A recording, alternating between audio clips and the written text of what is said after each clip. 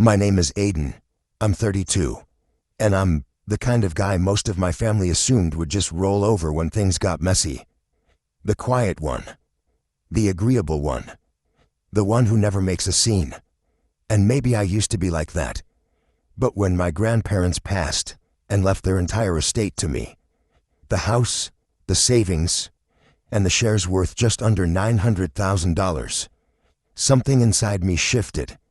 I started paying attention. I started listening more closely. And most importantly, I started planning. Because I knew exactly what kind of people I was related to. My brother Tyler is 3 years younger than me.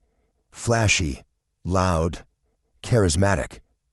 The kind of guy who can lie to your face and still get you to loan him $5,000 for a sure investment. He'd gotten away with so much over the years. Credit cards in Mom's name, a borrowed car that mysteriously vanished, and every single time Mom bailed him out, said he was just figuring things out. But me? I was always expected to be the responsible one, the backup plan, the safety net, and I was done playing that role. When Grandpa passed away 2 years ago, a year after Grandma, he left the estate solely to me. I wasn't surprised. I had been their caretaker when no one else even bothered to call, much less visit. I drove them to their appointments, handled the grocery runs, managed the never-ending paperwork. Tyler, he'd show up on Christmas morning, take photos for Instagram, and vanish until the next holiday. But when the will was read and my name was the only one on it, I saw the look my mom gave me. That tight-lipped, disappointed twist of her face, like I had taken something that wasn't mine. That was the moment I realized the storm was coming. The house was the big piece. A gorgeous old Victorian with deep red bricks, tall windows, and ivy crawling up the sides like something out of a movie. It was a historic property passed down through 3 generations, and my grandparents had kept it in near-perfect condition. The neighborhood had exploded in value over the last decade. Every house around it had been gutted and flipped, but my grandparents never sold. And now, it was mine. I didn't move in right away. I kept my apartment across town and quietly worked on getting everything in order. I had the house appraised, talked to an estate attorney, and set up a trust. Not just for the house, for everything. I didn't tell anyone. Not Tyler, not Mom, no one. I kept the original deed in a secure location and placed the entire property, title, assets, and savings into an irrevocable trust with me as the trustee. I even moved the utilities under a business name tied to the trust. It cost some extra fees, but I didn't care. I knew my family too well. I knew they'd try something. For a while, it was quiet. Too quiet. Tyler texted a few times asking if he could use the pool. It doesn't have one. Mom dropped hints about how unfair it was to leave everything to just one person. She even said, "Well, your brother was always Grandpa's favorite," like that meant something. I just nodded and changed the subject. I didn't argue. I didn't correct them. I let them believe I was being naive, that I hadn't taken precautions. The tension really kicked off last month. Tyler started posting vague stories on social media. Big things coming. Next chapter loading. That kind of nonsense. Then one Saturday, I was at the house doing yard work when I saw Mom's car pull into the driveway. Tyler hopped out first, all grins and sunglasses like he was arriving at a photo shoot. Mom followed, carrying a clipboard and smiling like she was about to cut a ribbon on a new property development. "Hey man," Tyler said, clapping me on the shoulder. "We've got some news." I just raised an eyebrow. Mom stepped forward. "We spoke to a lawyer. Turns out the house should have gone to both of you. Your grandfather made a mistake not updating the will after your grandmother passed. But don't worry. We handled it." I stared at her. Handled what? Exactly.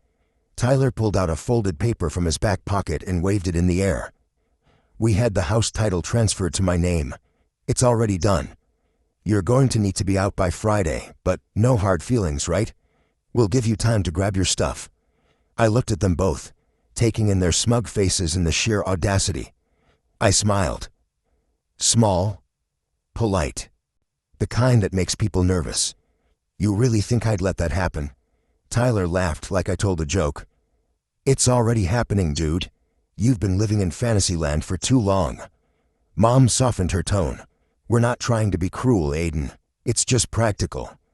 Tyler can manage the property, maybe flip it. You've got your own place anyway. This way, everyone wins. I nodded slowly. Got it. 2 days later, they came back. This time with a moving truck and a pair of hired movers. I'd been expecting it. They pulled into the driveway like they owned the place, laughing and shouting at each other. Tyler was in the passenger seat, sipping a coffee. Mom was directing the movers toward the front door. But then they saw the porch. I was standing there, arms crossed, beside a tall man in a navy suit. He was holding a thick folder and wore a badge clipped to his belt. The folder had my trust's name on the front, a name they didn't recognize yet. The badge was real, the suit was real, and the man was from the county office of property records. They froze.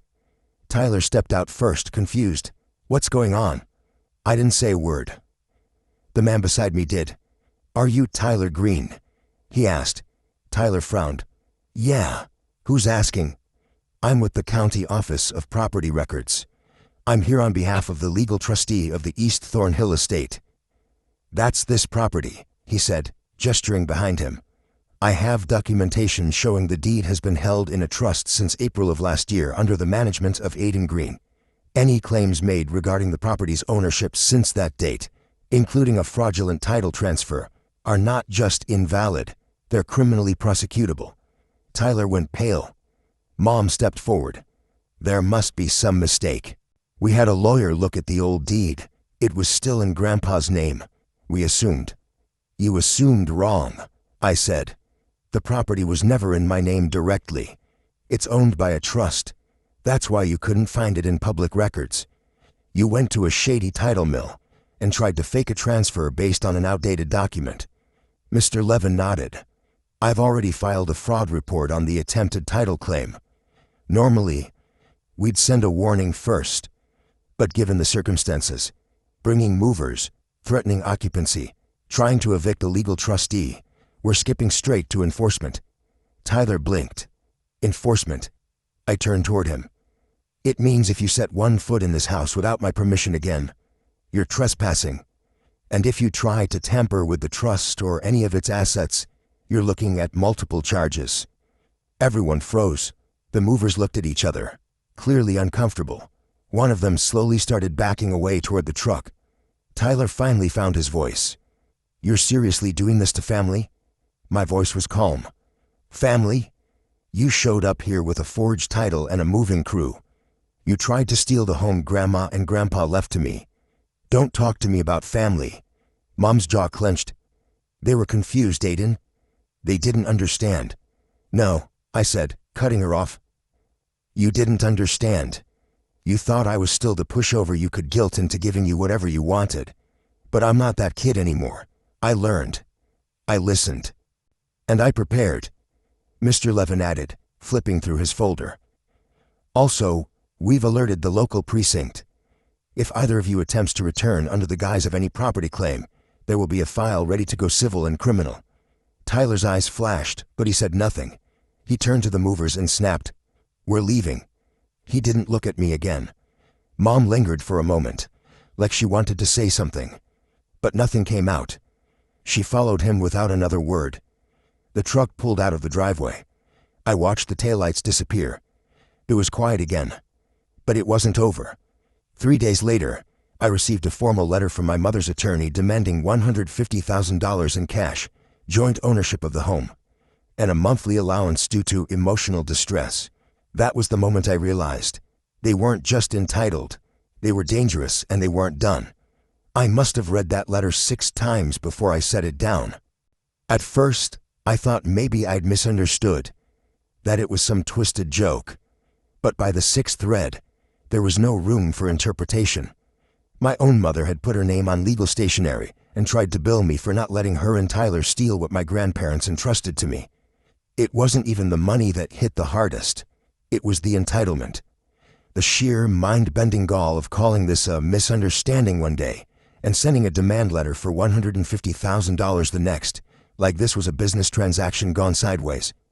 And what stuck with me most was the phrase familial obligation, as if loyalty only flows upward, never both ways. I didn't respond. Instead, I called Mr. Levin. He connected me with Sonia Cruz, a private estate attorney. Sharp, strategic, the kind of person who doesn't bluff because she never has to. I gave her everything. The trust documents, the forged title, the demand letter, even Tyler's social media, next chapter, nonsense. Within 24 hours, she filed a cease and desist against both of them and flagged the attempted transfer with the county DA's office. But Sonia didn't stop there. She dug deeper. Tyler, genius that he is, had forged multiple signatures and used a fake notary stamp on the fraudulent transfer. He filed it through a sketchy title registry in another state, probably thinking it wouldn't be flagged in our county. Wrong. The DA's office had already been building a case against that registry. Tyler just volunteered himself as Exhibit A. Still, I stayed quiet. I didn't confront him. If they wanted to dig their own grave, I was happy to let them. 2 weeks after Sonia's letter, I got a new message. This one wasn't from a lawyer. It was from my mother. Typed, but clearly her voice. After all I've done for you, you were always the quiet one. And of course, you can end this all right now by doing the right thing. Families shouldn't need lawyers. I didn't respond. Sonia added it to the file. Then came the kicker. One morning, I walked out to my mailbox and found a folded flyer jammed in the door. Not mailed, not addressed, just shoved in the handle like some teenager had tried a prank. But I recognized the handwriting. It was Tyler's. Hope you're enjoying playing King of the Castle. Just remember who really has your back when the money runs dry. I didn't laugh. Not really.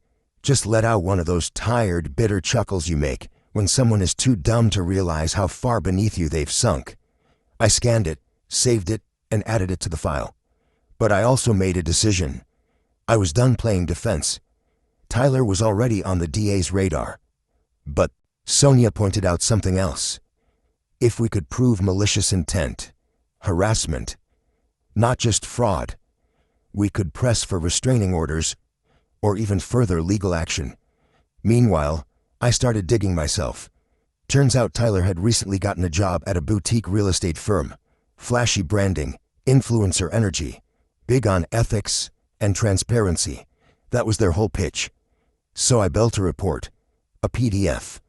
Every exhibit labeled and time-stamped, the fake title application, the forged signatures, the social media posts, and a timeline showing how he'd weaponized his real estate license in the scam. Then I submitted it. Anonymously. 2 days later, Tyler's name disappeared from the company's website. A week after that, his real estate license was suspended pending investigation. He called me 11 times in one afternoon. I didn't pick up once. That weekend, Tyler posted a black screen on Instagram with the words, "Some people will destroy your life and pretend they're the victim. Sure, man. The only thing I destroyed was your ability to scam again." But the chaos wasn't over. 2 days later, I got a letter from the county. A warrant was being issued. Tyler was being charged with attempted property fraud and filing false documents with a government agency. He was arraigned quietly. No headlines. No mugshot. But a criminal record. Yeah, that sticks. He won't go to prison. But between the fines, probation, and permanent damage to his name, Tyler's real estate dreams are over. And then, silence. Until a final letter arrived. From my mother's attorney, a one-page statement. She was officially withdrawing all legal claims regarding the estate and requesting no further contact. Translation: she gave up. She lost. I didn't throw a party. I didn't feel triumphant. I felt free. That night, I walked barefoot through the old Victorian, the hardwood floors creaking gently beneath me. The house smelled like cedar and old paperbacks. I stood in the den where Grandpa used to sit and whisper read the paper. "I kept it safe," I said aloud, just like I promised. And in that moment, I knew. I hadn't just protected the estate. I'd protected myself from a lifetime of being used, manipulated, guilted into silence. Tyler lost his career. My mother lost her narrative. and I gained something they never expected. The strength to stop being the quiet one.